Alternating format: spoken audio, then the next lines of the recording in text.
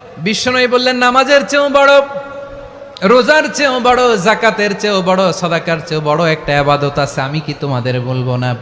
সাহাবারা বললেন, ইয়া রাসূলুল্লাহ, বালা, অবশ্যই বলবেন, সেটা কি? বিশ্বনবী বললেন, ইসলাহু যাতিল বাইন। দুইজন যখন ঝগড়া লেগেছে, তোমার দুই ভাই যখন ঝগড়া লেগেছে, এই দুইজনের মধ্যে বিরোধ মিটিয়ে মীমাংসা করে দেয়া হচ্ছে সবচাইতে সেরা কাজ। একদিন বিশ্বনবী বললেন, যদিও আমি নবী, আমার উপর যদি কোনো হক থাকে বলো, আমি দিয়ে দেব।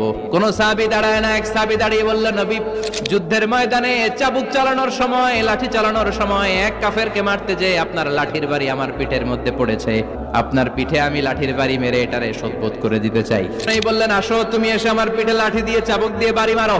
সাহাবী বলে, ও নবী, তখন দুর্ভিক্ষের সময়ের যুদ্ধ ছিল, আমাদের গায়ে জামা ছিল না, আপনি যদি যথা নিয়মে কেসাসটা আদায় করতে চান, আপনার জামাটা খুলেন, খালি পিঠের মধ্যে বাড়িটা মার। এবার ওমরে ফারুককে ধরে গে, এদিকে আয়, তোরে দেখাইতেছে। বিশ্বনবী বললেন, ওমর, থামো, মারতে দাও। বিশ্বনবী উনার জুব্বাটা উপরের দিকে উঠালেন।